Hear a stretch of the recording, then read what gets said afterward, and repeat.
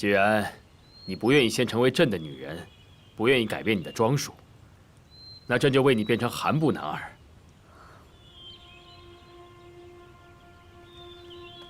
朕会封你们的香见公主为荣贵人，居宝月楼。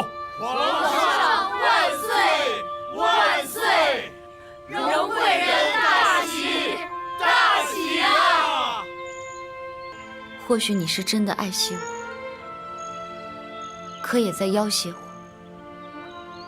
我再也不能妄想离开这里了，至死也不能，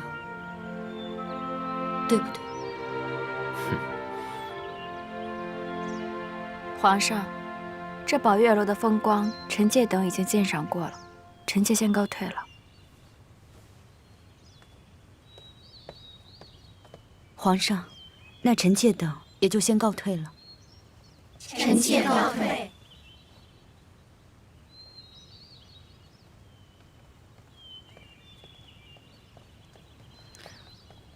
皇上，臣妾伺候您更衣吧。李煜，奴才在。也好。香见啊，你也累了，你先下楼等着朕，好好歇一歇啊。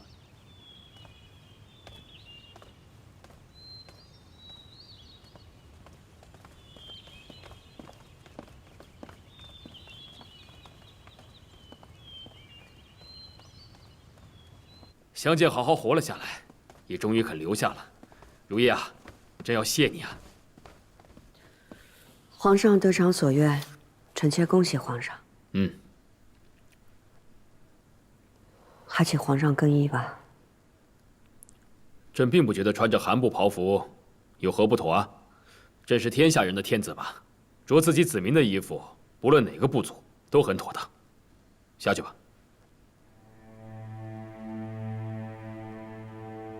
这，皇后坐吧。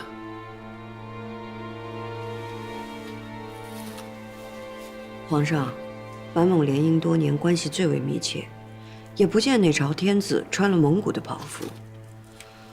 皇上这么做，臣妾担心会让蒙古各部寒心。皇后啊，你应该先想着朕是否畅心如意，你该替朕高兴才对啊。皇上与臣妾夫妻一体，本该一喜俱喜，一悲俱悲。只是当日臣妾也向皇上坦诚，答应皇上所托，是因为皇后的身份。作为妻子，心中并不认同夫君所为。臣妾不知道如何替您高兴。皇后，臣妾心疼荣贵人。哼，心疼荣贵人。朕已经给了荣贵人正式的名分了，朕会好好疼她，也会善待她的族人。皇后你只要做好六宫的表率，善待她，这日久天长的，朕相信荣贵人有一天会知晓朕的心意。千古艰难为一死，伤心岂独惜妇人。希望皇上有一天能明白荣贵人的心情。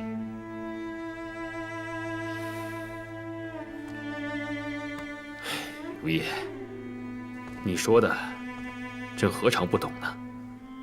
朕原本想让香见入宫，接受韩部的示好，也让边地各部落和睦，想着他入宫之后冷着他就是了。可是朕第一眼见到他的时候，就知道自己没办法了。如意啊，朕是真的喜欢他。朕知道得不到他的心，但他人在也是好的。朕是真心希望他能留下来，真心希望他能高兴。如意，你能明白朕吗？啊！皇上的一厢情愿，如同曹植诗对洛神。皇上，您只是给自己画了一幅洛神图。就算你换上了曹植的衣裳，洛神也不会对他倾心的。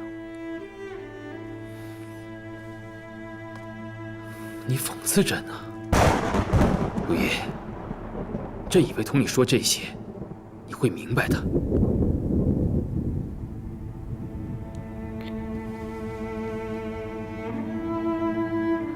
皇上，臣妾陪伴您多年，自以为和您有心意相通之处。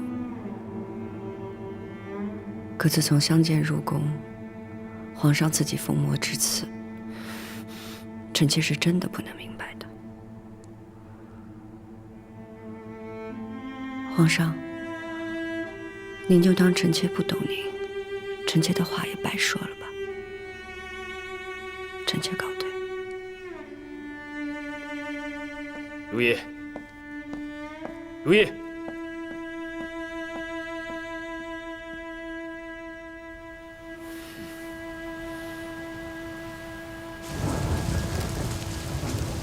娘娘慢点。皇后娘娘，皇后娘娘晚安。起了吧。郎大人，您怎么在这儿？皇上命臣来此为皇上和荣贵人腾入画像。哦，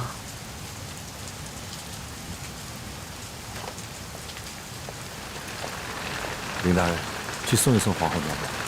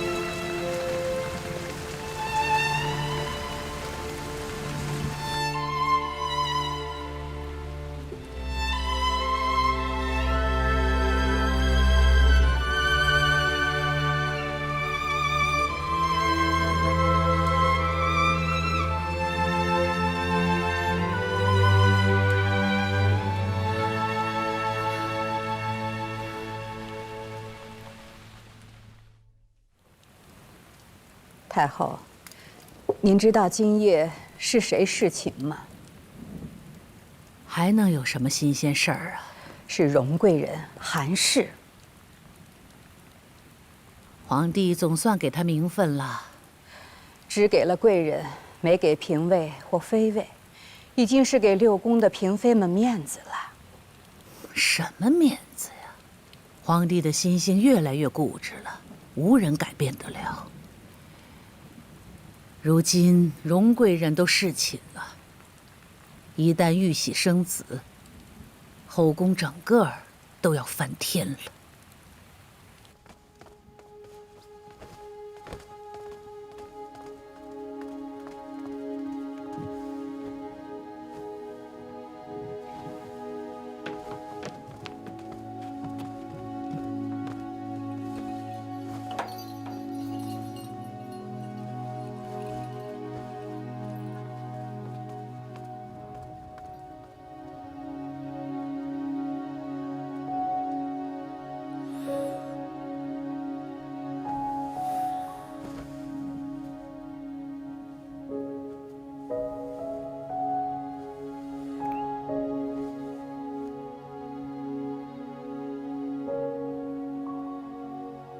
相见，你别害怕，别担心，往后朕会好好待你和你的族人的。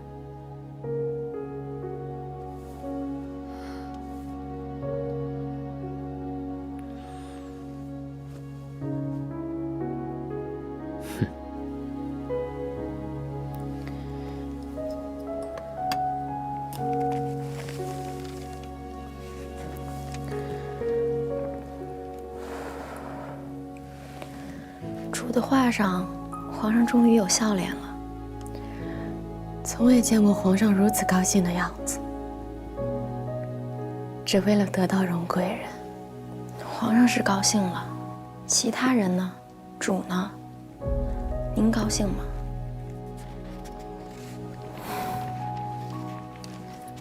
我高不高兴，谁会在乎呀？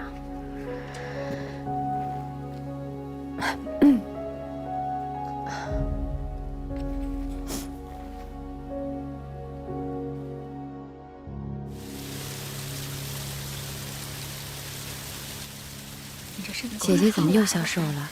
得多补补身子才好。姐姐，你看。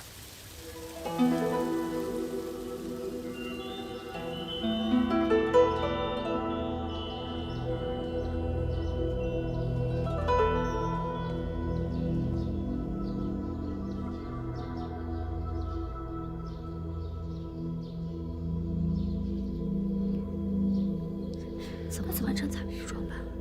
他怎么来了？穿这样和咱们不一样，不知道。皇后娘娘起身了，请各位主入内。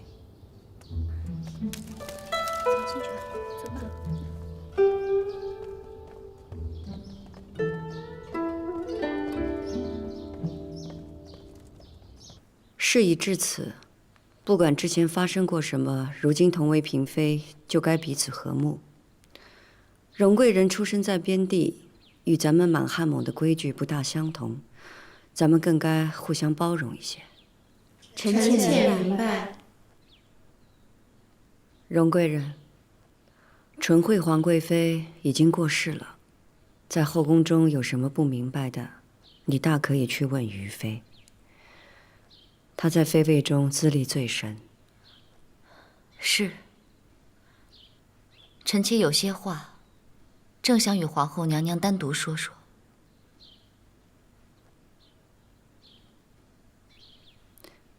你们都告退吧。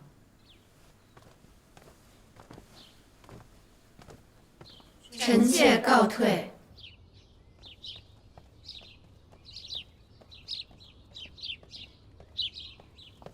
得，知道巴结上皇后了。看你穿上这身衣裳，倒真正有嫔妃的模样了。多谢皇后娘娘。你既然已经开始侍寝了，免不了会和后宫的人打交道。那些人你若不喜欢，不理会便罢了。臣妾会恪守对您的规矩，是因为您教会了我许多。只有您才会对臣妾说那样的话。只是臣妾一直都不明白，您为何要去劝一个被您夫君痴缠的女子呢？您若是盼着她死了，或是出宫，不是更好吗？本宫是大清的皇后，皇后不仅是妻子，更多的是服从和责任。您曾经跟我说的那个少年郎，是皇上吗？当然是。其实跟我比起来，至少您的少年郎还活着。人活着是会有转机的，不像我和韩琦，天人永隔，我再也寻不到他了。你即使再也寻不到你的韩琦，可他在你心里，永远是当初最美好的模样。本宫的少年郎，不说这个了。你不是有话要和本宫说？皇后娘娘，事到如今，有件事情臣妾没法子不做打算。什么事？就算侍寝，怎么样才能没有身孕呢？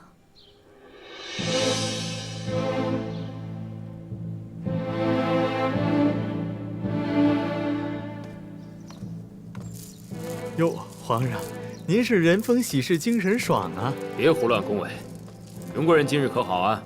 荣贵人好得很，不仅换了宫装，还去给皇后娘娘请安了。很好，百家，朕就去宝月楼看看荣贵人。这。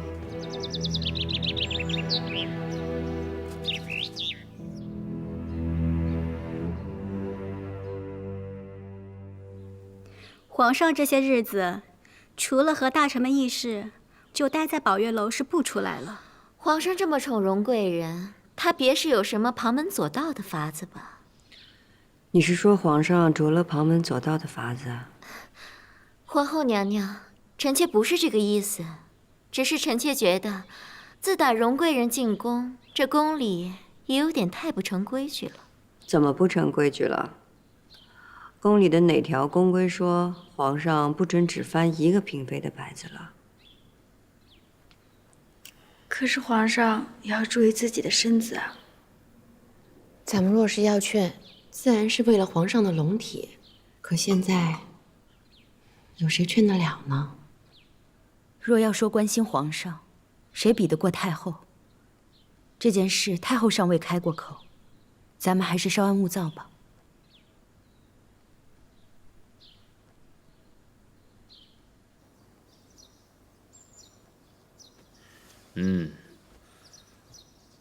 这对甜白瓷的瓶子极好，记得送到宝月楼去。这，眼看啊就要起冷风了，这荣贵人不习惯京城的气候，记得早些送些红罗炭到宝月楼去。奴才记着了。皇上，沙枣花。好，荣贵人呐最喜欢沙枣花的香气，一日也离不得。皇上不是嘱咐了，每日都在养心殿供沙枣花。皇上在宝月楼周围多种沙枣树，为的便是荣贵人高兴。只要荣贵人高兴，这些算不了什么。婉音，你最近倒是常出来走动。以前有纯惠皇贵妃姐姐能陪我说说话，可现在倒好，姐姐走了，整个钟粹宫空荡荡的，冷清得很。过来和娘娘做个伴儿，心里倒踏实些。娘娘，想来今年初春的时候，皇上不知为何突然想起了臣妾，翻了臣妾的牌子。那个时候，我慌张的连话都不会说了，手和脚也不知道该往哪儿放。仔细算算，已经有6年4个月零3天没有侍寝了。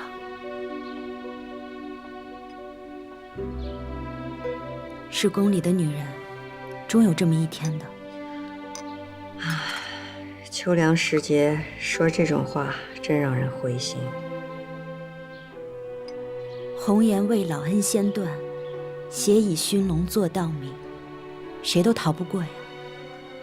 难不成等到7老8十牙都掉了，还指望皇上翻你的牌子，和你描眉作诗啊？做梦罢了。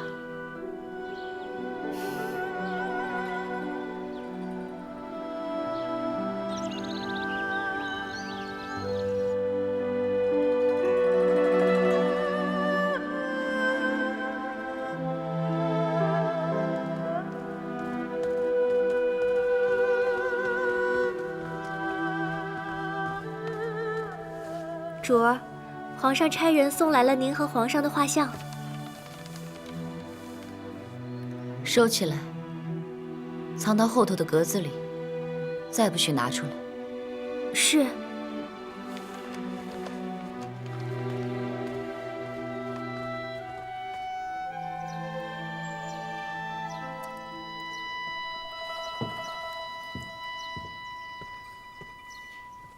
儿臣给皇额娘请安。皇额娘在修沙枣花。这花不适合在宫里长，便修剪修剪。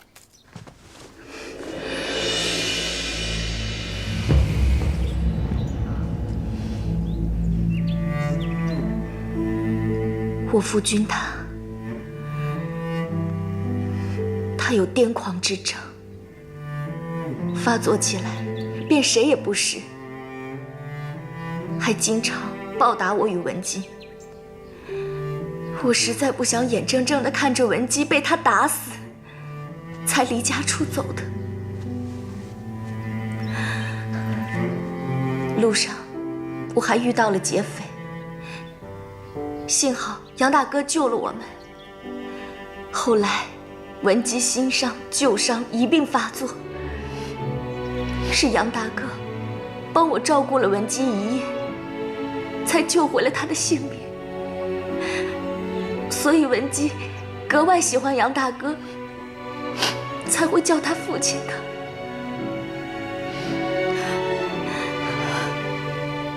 对不起，我错了，我太小心眼了。没有，你没错，是我错了。伽罗，你能原谅我吗？父亲，你回来了！母亲，父亲回来了。伽罗，你醒了？啊，我去熬药。不必了，